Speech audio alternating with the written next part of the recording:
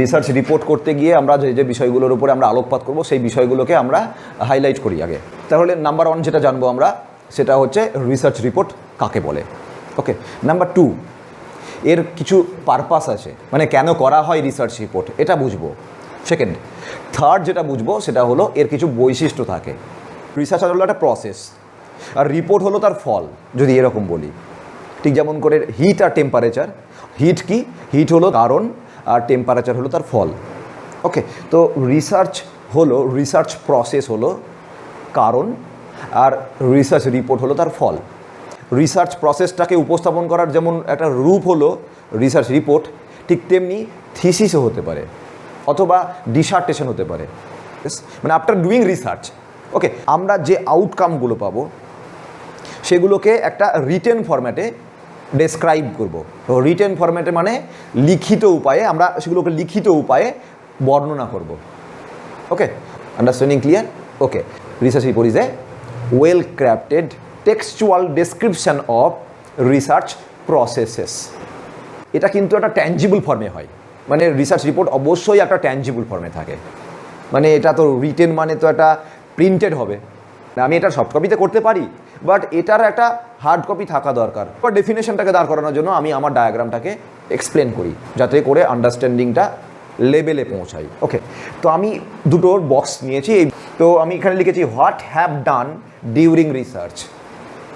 এবার এটাকে ডেসক্রাইব করব। কি করে ডেসক্রাইব করব? তাহলে এবার কি করব, কাদের জন্য করব? এখানে কি করছি, রিসার্চার যে প্রোডাক্ট বানায় সেই প্রোডাক্টটা ভোগ করবে কে? উপভোক্তাকে। তো যারা যারা কনজিউমার, রিসার্চার হলো সেফ, সে বানিয়েছে বিভিন্ন জিনিস দিয়ে। ওকে, তাহলে লাইক এ ফুড। ওকে, কনজিউমারকে যার খিদে পেয়েছে, যে খেতে এসছে সে, আই মিন রেস্টুরেন্টে হলে আমরা যাই যখন রেস্টুরেন্টে, কারা তারা? সেটাই হচ্ছে, আমি এই জন্য এটাকে বলতে পারি টার্গেট অডিয়েন্সেস। টার্গেট অডিয়েন্স এটা হেডিং। এবার টার্গেট অডিয়েন্স মানে যার জন্য বানানো হচ্ছে। ওকে, আমার ভিডিওটা তারাই দেখবে যারা রিসার্চ মেথোডোলজি বুঝতে আসছে। মাধ্যমিকের ছেলে, 11-12-এর ছেলে কিন্তু রিসার্চ মেথোডোলজি বুঝতে হবে না। তার মানে টার্গেট অডিয়েন্স কারা? মানে তুমি যদি দেখো তাহলে তুমি তখন টার্গেট অডিয়েন্স। তো রিসার্চার এক্ষেত্রে টার্গেট অডিয়েন্স। দেন প্ল্যানার। ওকে, তো প্ল্যানার হতে পারে, অ্যাডমিনিস্ট্রেটর হতে পারে। অ্যাডমিনিস্ট্রেটর মানে প্রশাসনিক বর্গের বিভিন্ন লোক হতে পারে। অবজেক্টিভ মানে আমরা এবার যেটা বুঝবো সেটা দুটো দিক বুঝবো। নাম্বার 1, নাম্বার 2 রিসার্চ রিপোর্টের একটা হলো অবজেক্টিভ বুঝবো একদিকে গেল, আর একটা বুঝবো ক্যারেক্টারিস্টিক্স, মানে রিপোর্টের মধ্যে কী এমন আছে যার জন্য অডিয়েন্স ওই রিপোর্টের দিকে তাকাচ্ছে, মানে নজর দিচ্ছে। টার্গেট অডিয়েন্স কেন তোর রিপোর্টটাকে দেখবে, দ্যাট ইজ দ্য অবজেক্টিভ। তাহলে রিসার্চ রিপোর্টের মধ্যে কী এমন জিনিস আছে বা কী আছে যার জন্য রিসার্চ রিপোর্টটা অন্যদের থেকে আলাদা। ওকে, তো রিসার্চার যখন রিপোর্ট লিখলো, সেই রিপোর্ট লেখার অর্থ হলো সে ডিউরিং রিসার্চ প্রসেস যে জ্ঞানটাকে অর্জন করেছে, যে ডেটাগুলোকে কালেকশন করে যে ফাইন্ডিংস পেয়েছে, সেই নলেজটা, সেই নলেজ এক্সপেরিমেন্টাল নলেজ জনগণের কাছে, মানে অডিয়েন্সের কাছে পৌঁছে দেওয়া। তার মানে পারপাস হলো to transfer the knowledge. Okay, secondly যেটা বলবো সেটা হলো রিসার্চারকে গাইড করা। রিসার্চার যখন লিটারেচার রিভিউ করবে, আই মিন সার্চ করতে গিয়ে কোনো একটা রিপোর্ট পেলো, তখন তার গবেষণাটা কোন পথে চালিত হবে সেটা সে বুঝে গেল যে আমি এভাবে আমার কাজটাকে নিয়ে যাব। তার মানে গাইডেন্স, তাই না? রিসার্চারকে গাইডেন্স প্রোভাইড করা। ওকে, এটার নাম্বার 2 গেল। নাম্বার 3, অনেক সময় রিসার্চার ভ্যালিডেট করতে চাই, মানে রিসার্চার যেটা ভাবছে সেইটা আদতে হচ্ছে কি না। লিটারেচার রিভিউ করে অথবা সার্চ করে, সার্চ করতে গিয়ে যেটা পাই সেটা যদি তার ভাবনার সঙ্গে ম্যাচ করে যায়, তখন কিন্তু রিসার্চার খুব আনন্দ পায়, মানে ইউরেকা বলে। কেন আমি পেয়ে গেছি, কেন বলে? তার কারণ আমি যেটা ভাবছিলাম সেটা হচ্ছে। ততক্ষণ পর্যন্ত সে কিন্তু ডিমোটিভেটেড থাকে যতক্ষণ পর্যন্ত তার ভাবনার লেভেলই থাকে। এবার সার্চ করতে গিয়ে দেখলো এরকম সেম টাইপের কাজ তার ডোমেনে, তার স্টাডি এরিয়াতে হচ্ছে, তখন কি পাবে? মানে আমি যেটা ভাবছিলাম আর একজন যদি সেই একই কথা বলে এবং আমি যেটা গেস করছিলাম বাস্তবে যদি সেটা হয়েও থাকে, তাহলে আনন্দ হয়, তাই না? একটা স্যাটিসফ্যাকশান আসে প্রেস্টিজে। ওকে, ক্যারেক্টারিস্টিক্সটা কেমন কী হওয়া দরকার আছে রিসার্চ রিপোর্টের মধ্যে? প্রথম কথা হচ্ছে, ডেসক্রাইব যখন করব তখন আমাদেরকে এমন একটা ফর্ম্যাল ল্যাঙ্গুয়েজ নিতে হবে, এমন একটা ল্যাঙ্গুয়েজ নিব যে ল্যাঙ্গুয়েজটা সর্বজনের কাছে পৌঁছে দিতে পারে। ডেটা, হ্যাঁ, যে ডেটাগুলোকে উপস্থাপন করছে এর মধ্যে, রিপোর্টের মধ্যে কিছু ডেটা থাকে, সেটা অবশ্যই অ্যাকিউরেট হতে হবে। এটা রিসার্চ এথিক্সের মধ্যে পড়ে। রিসার্চার যে ডেটাটাকে উপস্থাপন করছে অডিয়েন্সের কাছে, আই মিন টার্গেট অডিয়েন্সের কাছে, সেই ডেটাটা যদি ভেজাল থাকে তাহলে কোনো একদিন প্রমাণিত হবে যে ওই রিসার্চারটা ফেক রিসার্চার অথবা ফ্রড রিসার্চার, মানে সে রিসার্চ এথিক্সটাকে মানেনি, সে তার ডেটার মধ্যে কিছু ভেজাল আছে, রং ডেটা আছে। একটা বৈশিষ্ট্য ওর মধ্যে পড়ে, সেটা হচ্ছে যে ফ্যাক্টগুলো লিখছি, যে ঘটনাগুলোকে ডেসক্রাইব করছি, সেগুলো যেন রিপিটেশন না হয়। ক্লিয়ার? এটা কিন্তু একটা বৈশিষ্ট্যের মধ্যে পড়ে। এই গেল রিসার্চের ক্যারেক্টারিস্টিক্স অ্যান্ড পারপাস অথবা অবজেক্টিভ। রিসার্চ রিপোর্ট লেআউট মানে যখন রিসার্চার রিপোর্ট লিখতে চলেছে, ঠিক আছে, রিপোর্ট লিখতে চলেছে তখন তার কাছে একটা তো ডিজাইন রাখতে হবে। ওকে, তো সেই ছাঁচটার মধ্যে আমরা 4টে পার্টে ভাগ করবো, মানে লেআউটটাকে ব্রডলি, মানে একদম ইনিশিয়াল স্টেজে আমরা 4টে ভাগে ভাগ করব। সেই 4টে ভাগে ভাগ করার পরে তার মধ্যে বিষয়বস্তুগুলোকে আবার সাব ডিভিশন করে আমরা জিনিসটাকে আলোচনা করব। তো নাম্বার 1 হচ্ছে টাইটেল পেজ। 1 নম্বর যেটা থাকবে সেটা হচ্ছে title page, how to write a good title. Okay, অথবা টাইটেলের মধ্যে কী কী জিনিস থাকা দরকার আছে। আমি এই টাইটেলটা বলি, impact of the family health programme on infant mortality in Brazilian municipalities. তাহলে টাইটেলে সব অবশ্যই যে জায়গাটার উপরে কাজ হচ্ছে, স্টাডি এরিয়া যেন উল্লেখ থাকে, নাম্বার 1। নাম্বার 2, রিসার্চ ডোমেন যেন উল্লেখ থাকে। রিসার্চ ডোমেন এখানে কি, ইনফ্যান্ট মর্টালিটি রেটের সঙ্গে, ইনফ্যান্ট মর্টালিটি রেট নয়, ভুল বললাম, ইনফ্যান্ট মর্টালিটির সঙ্গে ফ্যামিলি হেলথ প্রোগ্রামের কেমন সম্পর্ক আছে সেই বিষয়টাকে এই গবেষণাতে দেখা হয়েছে। ওকে, তাহলে টাইটেলটাকে দেখে আমি কিন্তু বুঝতে পারছি রিসার্চ আর্টিকেলটার মধ্যে কি কি আছে। এবার আমরা চলে আসি টাইটেল পেজের পরে আসে অ্যাকনলেজমেন্ট। ওকে, অ্যাকনলেজমেন্ট কী রকম জিনিস দেখাই। কাজটা করতে করতে বা যারা আমাকে হেল্প করেছে, এমনও হয় যে কাজটা করার সময় আমি ফিল্ড সার্ভে করার জন্য আমি কাউকে বলেছি যে আমাকে ফিল্ড ইনভেস্টিগেশন করে দিতে হবে, তো সে আমাকে হেল্প করেছে আমার খাতিরে, তাহলে আমাকে কিন্তু তাকে অ্যাকনলেজ করতে হবে। প্রিফেস, এবার হচ্ছে প্রিফেস মানে কাজের মধ্যে আছে কি, যেমন বইয়ের মধ্যে থাকে, বাংলা যেটাকে বলি আমরা মুখবন্ধ, যে বইয়ের মধ্যে কী কী জিনিস নিয়ে আলোচনা করা হয়েছে, কোন কোন বিষয়গুলোকে আলোচনা করা হয়েছে, তার জন্য ছোট্ট একটা অল্প কথায় কিছু লেখা হয়। তারপরে থাকে table of contents. Okay, table of contents মানে কোন চ্যাপ্টারে কি আছে ইত্যাদি। টেবিল অফ কন্টেন্টসের মধ্যে অনেক বিষয় থাকে, যে চ্যাপ্টারগুলো থাকে তার মধ্যে সাবচ্যাপ্টার থাকে, কোন চ্যাপ্টার কত নাম্বার পেজে আছে, কোন সাবচ্যাপ্টার কত নাম্বার পেজে আছে। ওকে, তাহলে চ্যাপ্টার ইন পেজ। পরে যদি দেখি তাহলে নাম্বার 6 হলো list of table and diagram. Addressing করার জন্য, মানে টেবিলকে কানেকশান তৈরি করার জন্য টেবিলের একটা নাম্বারিং দিতে হয়, তো টেবিল ক্যাপশন কিন্তু রাখতেই হয়, উইদাউট ক্যাপশন টেবিল হয় না।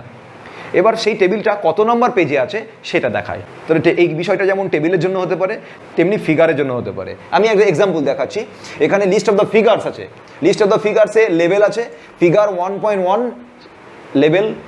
ওকে, ফিগার 1.1 কি দেখাচ্ছে, schematic illustration of the floodplain and its complex interaction with rainfall, surface water and groundwater components and their respective page number। এই যে পেজ, কোন পেজে আছে ওই ফিগারটা। এবার চলে যাব আমরা অ্যাবস্ট্রাক্ট সেকশন। অ্যাবস্ট্রাক্ট মানে কি, সার সংক্ষেপ। অ্যাবস্ট্রাক্ট অথবা সামারি লেখারও কিছু ডিসিপ্লিন আছে, কিছু প্রোটোকল আছে এটার জন্য। কীরকম সেটা দেখানোর জন্য আমি একটা অ্যাবস্ট্রাক্ট দেখাই, তাহলে ব্যাপারটাকে ভালো করে বোঝানো যাবে। তাহলে অ্যাবস্ট্রাক্টের মধ্যে কী কী থাকতে হবে, ব্যাকগ্রাউন্ড অফ দ্য রিসার্চ, মানে কেন করছি, আর ওই ব্যাকগ্রাউন্ডের মধ্যে অবজেক্টিভ থাকবে, ওকে, মেথড থাকবে এবং ফাইন্ডিংস থাকবে। এবার আসি মেন টেক্সট মানে আসল জায়গা, এটা একটু বড় সড়ো হতে হবে। তাহলে ইন্ট্রোডাকশানের মধ্যে থাকবে, মেন টেক্সটের মধ্যে ইন্ট্রোডাকশানে থাকবে লিটারেচার রিভিউ, এবং যে ডোমেনের উপর কাজ করছি সেই ডোমেনটাকে আমাকে এক্সপ্লেন করতে হবে লোকের সামনে। তারপরে থাকবে নাম্বার 2 অবজেক্টিভ মানে রিসার্চের উদ্দেশ্যটা কী, রিসার্চ গ্যাপটা থাকবে। দেন তারপরে থাকবে রিসার্চ মেথোডোলজি। এগুলোকে আমি ডিটেলিং করছি না, কারণ এগুলো আগের ক্লাস দেখতে হবে। এবং এই স্যাম্পল সাইজ বলবো, টেকনিক্স, কোন কোন স্যাম্পলিং টেকনিককে ব্যবহার করেছি, কী টাইপের ডেটা আমি পেয়েছি, স্যাম্পলিং ফ্রেম কি ব্যবহার করেছি, স্যাম্পলিংয়ে এরর যদি এসে থাকে তাহলে সেই স্যাম্পলিং এরর আমার এতখানি এসছে, এই বিষয়গুলোকে কিন্তু আমাকে উল্লেখ করতে হবে। নেক্সট যেটা হলো সেটা হচ্ছে অ্যানালাইসিস অফ দ্য ডেটা, মানে আমি ডেটাটাকে কীভাবে অ্যানালাইসিস করলাম, কোন কোন টেকনিক অবলম্বন করে অ্যানালাইসিস করেছি, এই সমস্ত ব্যাপারগুলো। তারপরে আসে ফাইন্ডিংস, যে রেজাল্টটা পেলাম সেই রেজাল্টের ওই রকম ভ্যালু হওয়ার কারণটা কি, কেন পজিটিভ ভ্যালু আসলো, কেন নেগেটিভ ভ্যালু আসলো, কেন গ্রেটার ভ্যালু এসছে, অথবা কেন কম ভ্যালু এসছে। হাই ভ্যালু এগুলোর কারণ কি, কেন নেগেটিভ ভ্যালু, কেন পজিটিভ ভ্যালু, এর ব্যাখ্যা দেওয়া, দ্যাট ইজ ফাইন্ডিং। লাস্ট যেটা, তারপরে হচ্ছে কনক্লুশন, কোন কোন জায়গাগুলোর এর মেরিটস আর কোন কোন জায়গাটা এর ডিমেরিটস। কনক্লুশনের মধ্যে যে জিনিস থাকে সেটা হলো আমার রিপোর্টে, রিসার্চ রিপোর্টটাকে কারা কারা ইউজ করতে পারে, কীভাবে ইউজ করতে পারে, এটা হলে মানুষের কী কী উপকার হতে পারে, ওকে, সমাজের কী কী উপকার হতে পারে। এটির এগেনস্টে একটা রিপোর্ট বেরিয়েছে মুর্শিদাবাদের, সেই রিপোর্টটা কার কার কাজে লাগতে পারে, সেই রিপোর্টটা অ্যাডমিনিস্ট্রেটরের কাজে লাগতে পারে, প্ল্যানারের কাজে লাগতে পারে, রিসার্চারের কাজে লাগতে পারে, কিভাবে আসতে পারে এবং কার আসতে পারে, এই কথাটা লিখতে হয় কনক্লুশনে, ওকে। তারপরে রিকমেন্ডেশন অ্যান্ড সাজেশন, দুটোকে আমি আলাদা করছি না, দরকার। তাহলে রিসার্চারের মনেই হতে পারে যে ওই সমস্যাটাকে সমাধান করার জন্য কিছু কিছু কাজ করলে সমস্যাটা সমাধান ঘটতে পারে। তো আমি কিছু রিমেডিস বলবো বা কিছু কিছু সাজেস্ট করব যে এগুলো যদি করা যায় তাহলে এই সমস্যা থেকে মুক্তি পাবো, মানে প্রবলেম কমে আসতে পারে। তো সেটাকে বলবো রিকমেন্ডেশন অ্যান্ড সাজেশন। লাস্ট যেটা বলা হয় সেটা হলো লিমিটেশন। লিমিটেশন বিষয়টা কি, গবেষণা করতে গিয়ে যে যে জায়গাগুলোতে বাধা সম্মুখীন হতে হয় ওইগুলোকে বলা হয় লিমিটেশন। অনেক সময় ডেটাগত লিমিটেশন হয়, limitation in terms of data পাওয়া যায় না, তো সেটা একটা লিমিটেশন। সময়টা বরাদ্দও ছিল 2 বছর, সেটা 2 বছর কিন্তু যথার্থ নয় ওই প্রবলেমটাকে দেখানোর জন্য। Main text. এবার যেটা হচ্ছে এন্ড ম্যাটার। এন্ড ম্যাটারের মধ্যে কী কী পড়ে, এন্ড ম্যাটারের মধ্যে আমি যেগুলো আছে সেগুলোকে আমি এখানে দেখিয়েছি। এন্ড ম্যাটারের মধ্যে প্রথম যে জিনিসগুলো পড়ে সেটা হলো অ্যাপেন্ডিক্স বা কোশ্চেনিয়ার দিয়ে আমি স্টাডিটা করেছি। তো সেই কোশ্চেনিয়ারটা আমি কি করলাম, রিসার্চ রিপোর্টের লাস্টে জুড়ে দিলাম। কী কোয়েশ্চেন্স করেছি আমি, সেটা যদি আমি রিডারকে না দেখাই, টার্গেট অডিয়েন্সকে না দেখাই, তাহলে টার্গেট অডিয়েন্স কিন্তু আমার প্রবলেমটা ঠিকমতো বুঝতে পারবে না। তাই আমি অ্যাজ এ অ্যানেক্সচার বা সাপ্লিমেন্টারি ফাইল হিসেবে আমার কোয়েশ্চেনিয়ারটাকে জুড়ে দিলাম। মানে অ্যাপেন্ডিক্সের মধ্যে কী কী জিনিস দিব, কোয়েশ্চেনিয়ার, অডিও ফাইল যেতে পারে, ভিডিও ফাইল যেতে পারে, ওকে, ছবি যেতে পারে, এক্সেল সিট যেখানে ক্যালকুলেশন করছি সেই ক্যালকুলেশনের রেজাল্টটা আমি দেখিয়েছি রিপোর্টে, বাট যে বড় টেবিল লার্জ ডেটাবেস, সেই লার্জ ডেটাবেসটা আমি এক্সেল হিসেবে সাপ্লিমেন্টারি ফাইল হিসেবে আমি রিপোর্টের নিচে একদম লাস্টের দিকে আমি জুড়ে দিলাম। বিবলিওগ্রাফি রেফারেন্সেস, বিবলিওগ্রাফি বেসিক্যালি বইয়ের জন্য হয়, আর রিপোর্টের জন্য বা থিসিসের জন্য বা আর্টিকেলের জন্য যেটা হয় সেটা হচ্ছে রেফারেন্সেস। রেফারেন্সেস মানে কি, রিসার্চার যে পড়াগুলো করেছে সে বই হতে পারে, থিসিস হতে পারে, রিপোর্ট হতে পারে, ওয়েব পেজ হতে পারে, যাই পড়ুক না কেন সেগুলোকে কী পড়েছে সেগুলোকে লিখতে হয় একটা জায়গায়। আমি আলাদা করে এর জন্য আলাদা করে ক্লাসই নিব আর একটা, যে রেফারেন্স বলে। তো ওইখানে লিস্ট করতে হয় যে পেপারগুলো দেখা হয়েছে, যে আর্টিকেলগুলো দেখা হয়েছে। তাহলে কী থাকে রেফারেন্সের মধ্যে, বই থাকে, আর্টিকেল থাকে, রিপোর্ট থাকে, উইকিপিডিয়া থাকে, ওয়েব পেজ থাকে, এটসেট্রা। লাস্ট যেটা থাকে সেটা হচ্ছে গ্লসারি বলা হয়। তো গ্লসারি বইয়ের আমরা যদি দেখি তাহলে গ্লসারি দেখতে পাবো, বইয়েও কিন্তু থাকে, তো রিপোর্টেও কিন্তু গ্লসারি থাকে। গ্লসারি মানে যদি আমরা বলি, সহজ করে বলি, তাহলে বলবো একটা শর্ট ডিকশনারি। রিসার্চ রিপোর্টের মধ্যে যে ওয়ার্ডগুলো ইউজ করা হয়েছে তাদের ডিটেলিং থাকে, ওকে। দেখা গেল যে আমি একটা কোনো ওয়ার্ড ইউজ করেছি, টার্মিনোলজি ইউজ করেছি, সেই টার্মিনোলজিটা মানে কি, IMR ইউজ করেছি, কোথাও বারে লিখিনি যে ইনফ্যান্ট মর্টালিটির। কম বেশি থিসিসের সঙ্গে থিসিস এবং ডিসার্টেশন আর report almost same, but article আর রিপোর্ট এই দুয়ের মধ্যে হিউজ পার্থক্য আছে। এই হলো রিসার্চ রিপোর্টের লেআউট।